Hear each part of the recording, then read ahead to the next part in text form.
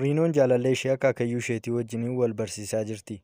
Bakka teesses kaatee nyaata garaagaraa fiduudhaaf yoo jettu achumatti kufti. Gara hospitaalaa yeroo deemtus doktoroonni Riinoo irratti dhukkuba arganiin baay'ee na'an. Namoota 100,000 keessaa nama tokko qofa dhukkuba qabu ta'uu isaatiin itti himuuf illee sodaatan. Kabajamtoota hordoftoota keenya viidiyoo kanaan waan 100 kan jedhamu seenaa fiilmii jaalalaa onnee namaa rarraasu qabannee isiniif dhiyaanneerra. Akka jaallattanu abdii guutuu qabna. Yoo isinitti tole viidiyoo kana laayik gochuun eegala.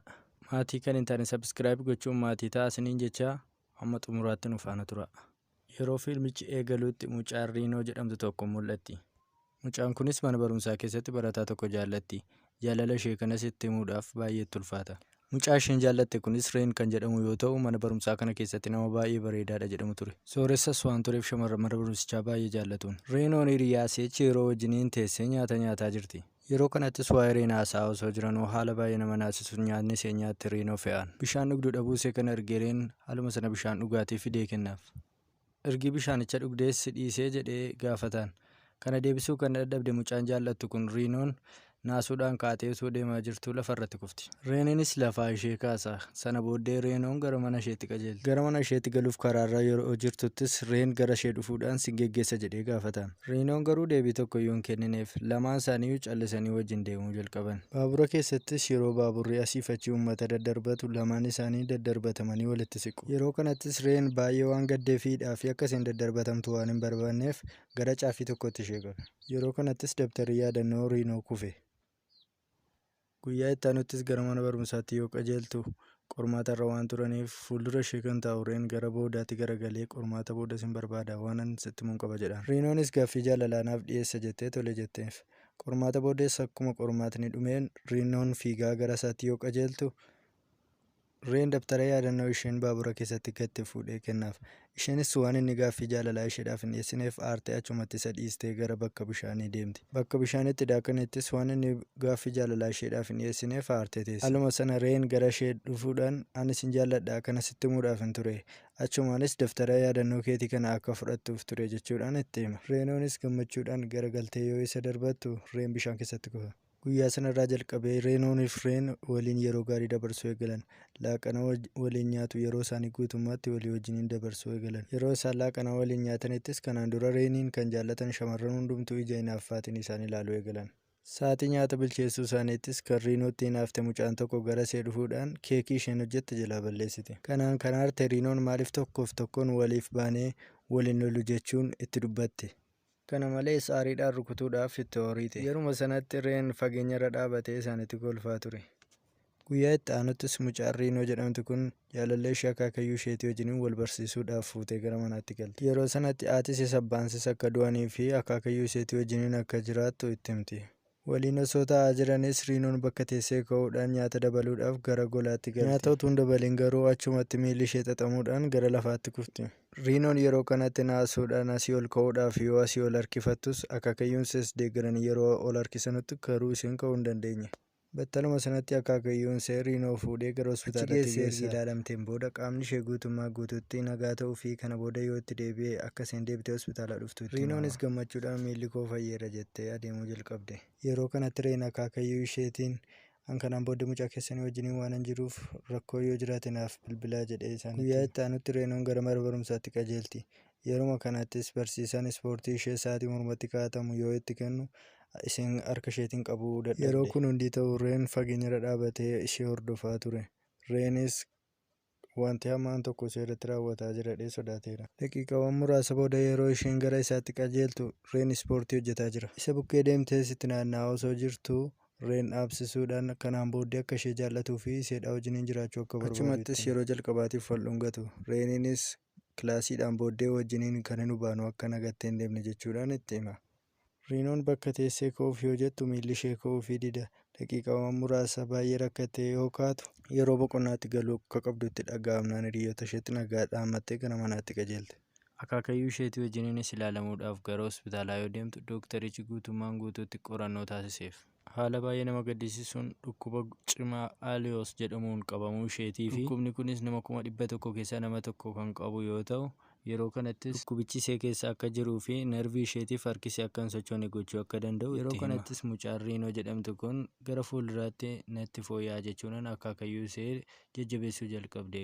Akaakayyuun ishee garuu naasuudhaan ishee ilaala. Riinoonis hospitaalicha keessaa akkuma baateen intarneetii keessa galuudhaan waa'ee dhukkuba kanaa sarchii gochuu eegalte. Yeroo kanattis dhukkubni kun akka namoota baay'ee qabee fi namoota 100,000 keessaa nama tokko qofaa akka qabu, nyaachuu dhuguu, harka sochoosuu fi miila sochoosuu nama dhowwuu akka danda'u barte. Kanaanis Riinoon baay'ee naate.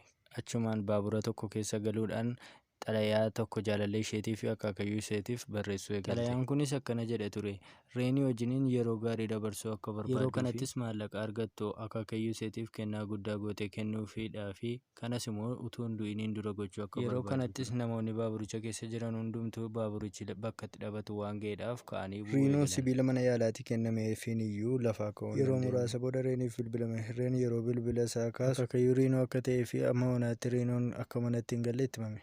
Yeroo kanatti Reen isa barbaachaaf hiriyaa isaatii wajjin gara iddoo kanaatti qajeela. Hiriyaan isaa dhiisee yoo deebus Reen kophaa isaa gara iddoo baaburaa kanaatti qajeela. Kana booda gara fuulduraatti gaafa ilaalu Riinoon taa'umsa tokko irra teessee jirti. Biskileetii isaa dhiisee gara iseetti yeroo qajeelutti bo'aa jireenya ishee keessatti wanti gaddisiisan akka uumamee fi yeroo dhiyoodhaan asitti miila isheetiif harka ishee sochoosuu akka hin dhukkubni Aaliyaas jedhamus akka ishee qabe isatti himti.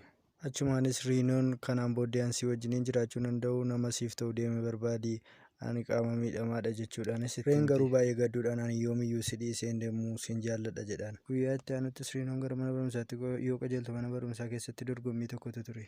Dorgommiin kun lamaan ta'anii miila walitti hidhuudhaan kan dorgomamu. Riinoonis Reenii wajjiniin turte. Kana booddee miilli isaanii hidhamee dorgommicha jalqabaniitti numa ishee akka fiiganiin Reenoon hin kufte. Lafaa ka'uuf yoo yaaltus hin dadhabdi. Dorgomaa kan turan namoonni hundumtiyyuu baay'ee waan gaddanii fi dorgommicha dhaabuudhaan isaan lamaan akka mo'an godhu. Riinoonis Reen waliin akka kanatti okkolaa dorgommicha injifatti. Yeroo itti aanuttis akaakayyuu isheetii wajjiniin gara hospitaalaa deemtu. Kana booddee dhukkubichi siin dhiisuu si wajjiniin jiraata. Kanaan booddee dhuftee hordoffii garaagaraa gochuu qabda jechuudhaan itti himama. Akaakayyuunis ishee caalaa baay'ee dhiphachuu eegale. Gara manaatti yoo galanus akaakayyuun nyaata bilcheessuudhaan yeroo isheen nyaattu callisee taa'ee ilaalaan. Guyyaa itti aanuttis Reen gara mana barumsaa deema. Akkuma amala isaa Reenoon booda koo jirti jechuun garagalee yoo ilaalu Riinoon hin jirtu.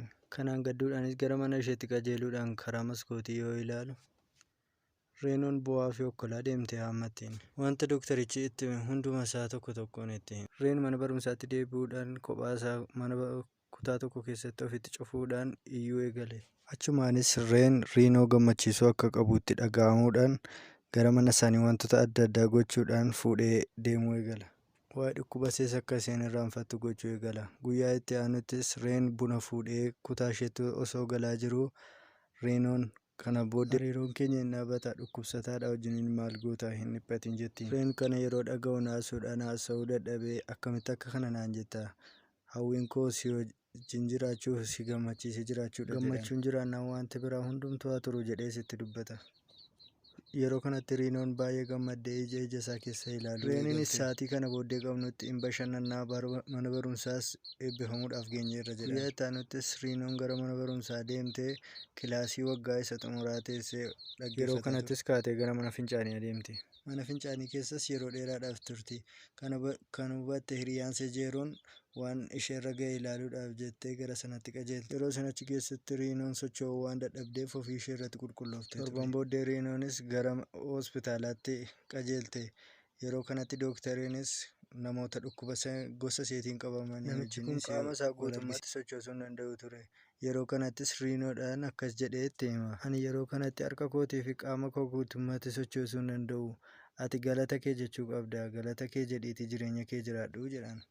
Riinoonis gara manaatti galtee akaakayyuu iseetiin Reeniidha wajjin iddoo ta'e deemtee daawwachuudhaaf akka ta'ee fi amma yeroo kanatti iddoo kana yoo deemtee hin daawwanne yoomiyyuu taanaan daawwachuu akka hin dandeenyee fi siree irratti hidhamtee akka haftu akaakayyuun ishee soddoo barbaadde deemtee bashannanuu dandeessa.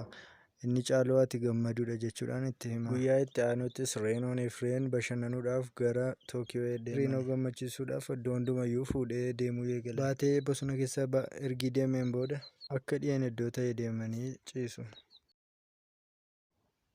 Reeniinis urjiiwwan gaafa ilaaltu maaltu sitti dhaga'ama jechuudhaan ishee gaafata. Reenoon yeroon urjiin ilaalu maatii koo balaa konkolaataatiin dhabee yaadadha jechuudha. Achuma harreen waa'ee jireenya ishee yaadaa fi gaddaa ergasiis guutummaa Tookiyo keessatti yeroo gaarii ergi dabarsaniin booda gara biyya isaaniitti deebi'u. Yeroo kanattis mucaan Riinoo jedhamtu kun qaama miidhamtuu akka taatee fi miila ishee sochoosuu akka dadhabde fiilmiin kun yeroo kanattis Reen gara mana barumsaatti fidee ishee dhufuudhaan gara taa'umsa seettuu ta'uu hin taane wiilcharii irraa fuudhuudhaan gara kanattis Riinoon seenaa jireenya ishee guutummaatti barattootaaf ergi dhiyeessiteen booda kan isin gaddisiise yoo jiraate dhiifama jetti. Kana booddee miila koo sochoosuu hin danda'u. Barumsa koo saddaan kutuudhaafanii jechuudhaan barattoonni hundumtuu waan baay'ee gaddanii fi taa'umsa isaanii irraa ka'anii wanti ishee barbaachisu guutummaatti yoo jiraate akka ishee deeggaranii fi akka ishee bira dhaabbatan barumsa ishee akka isheen addaan hin kunne itti himan. Riinoonis ji'oota booda gara mana barumsaa kanaa yeroo deemtutti guutummaa barattootaaf fuuldura dhaabattee barattoonni hundumtuu harka rukutuuf eegalan. Guyyaa eebbaattis barattoonni jireenya keenya keessatti barattoota shamarranii argine keessaa gootittiidha jechuudhaan waa'ee siyaasa eegalan. Riinoonis mana barumsichaa keessatti qabxii gaarii fiduudhaan barattoota kaanii wajjiniin walqixa eebbifamte. Riinoonii fi Reen gammachuudhaan walii wajjin jiraachuu eegalan. Kabajamtoota hordoftoota keenya 100 fiilmiin jedhu asirratti dhuma. Waan hordoftaniif galatoomaa. Fiilmicha irratti yaada qabdan koomentii irratti nuuf kaa'aa. Yeroo gaarii.